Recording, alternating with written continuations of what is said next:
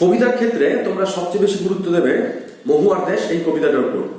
যে প্রশ্নগুলো তোমাদেরকে মহুয়ার দেশ থেকে তৈরি করতে হবে সেগুলো হলো, আমার ক্লান্তির উপরে ঝরুক মহুয়া ফুল, নামুক মহুয়ার গন্ধ, কবির এমন বক্তব্য বা আকাঙ্ক্ষার কারণ কি, কবি ক্লান্ত কেন।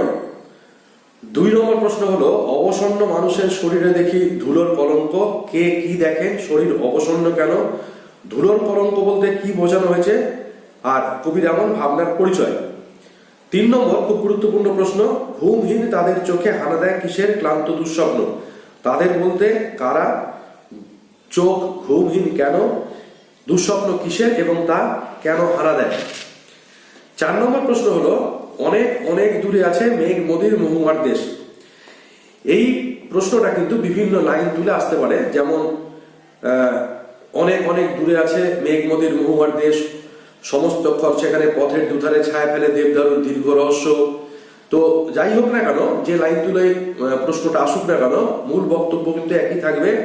কবি সেখানে যেতে চান কেন, সেই দেশকে নিয়ে দেখা কবির স্বপ্ন এবং সেখানে গিয়ে কবি কি দেখলেন, অর্থাৎ কিনা মহুয়ার দেশ নিয়ে কবি কি আশা করেছিলেন এবং সেই আশা কিভাবে ভঙ্গ হলো, সেই আশা ভঙ্গের কাহিনী, সেটাই হলো এখানকার আলোচ্য বিষয়। প্রশ্নটা খুব ভালো করে দেখে রেখো।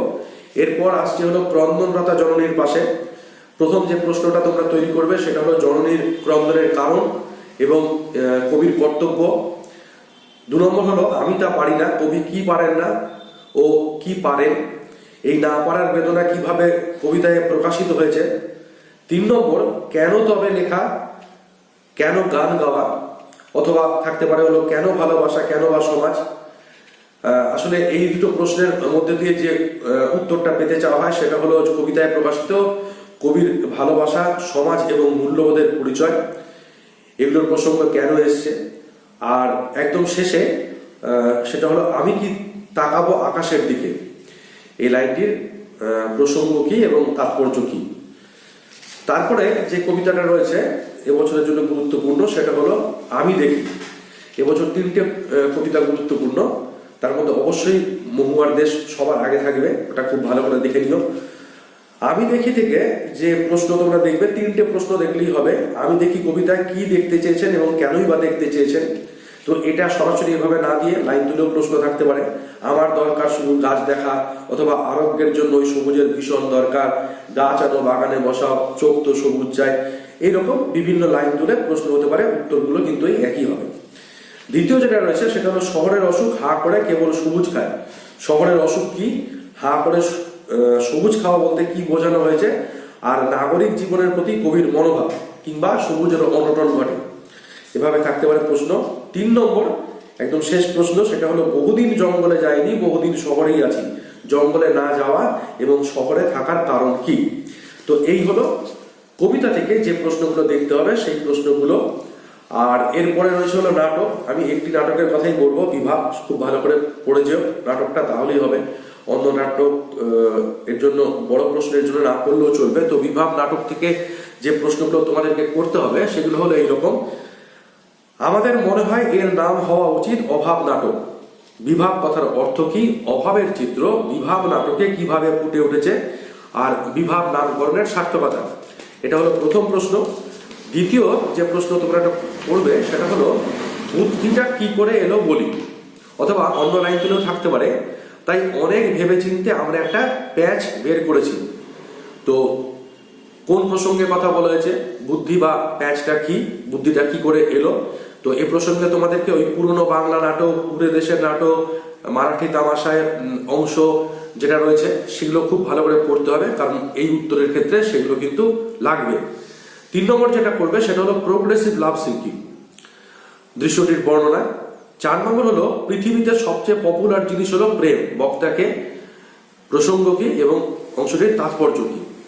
5 নম্বর খুব গুরুত্বপূর্ণ, অনেকভাবেই থাকতে পারে এই প্রশ্নটা লাইন তুলে। একটা হলো জীবন কোথায়, অথবা এই ঘরের মধ্যে জীবনকে উপলব্ধি করা যাবে না, অথবা এমন থাকতে পারে কোথাও জীবনের খোরাক, হাসির খোরাক নেই।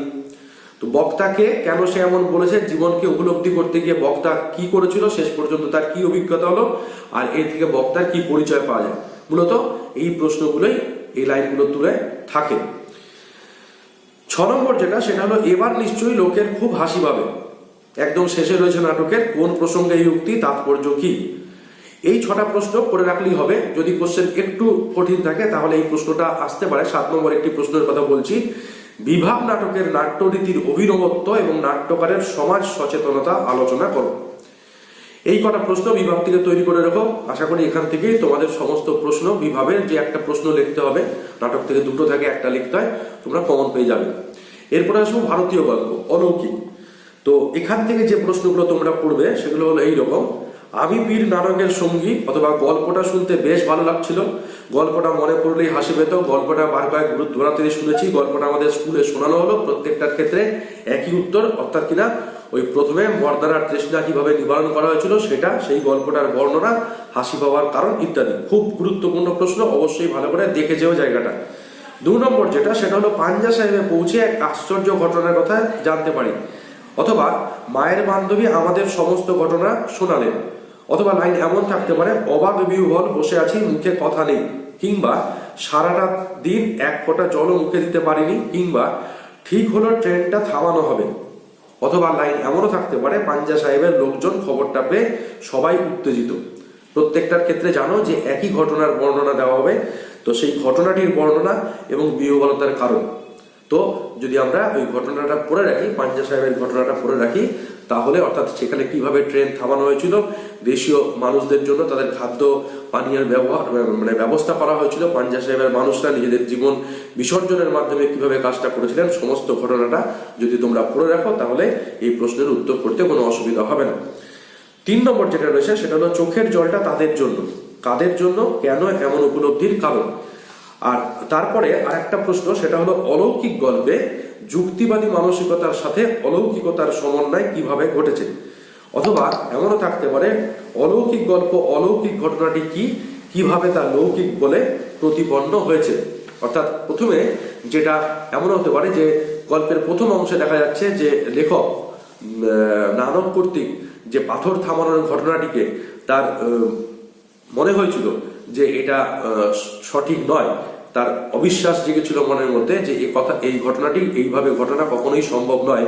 কিন্তু পরবর্তীকালে যখন পাঞ্জা সাহেবে লোকেরা ট্রেন থামিয়ে দিয়েছিল, সেটিকে কিন্তু তার অলৌকিক বলে মনে হয়নি, সেটা তার কাছে অত্যন্ত বাস্তব বলে মনে হয়েছিল। এই যে তার মনের পরিবর্তন, মানসিকতার পরিবর্তন, কেন এমনটা হলো, তো সেটা নিয়ে প্রশ্ন থাকতে পারে। লাস্টের প্রশ্নটা কিন্তু সেইভাবে উত্তর তৈরি করতে হবে।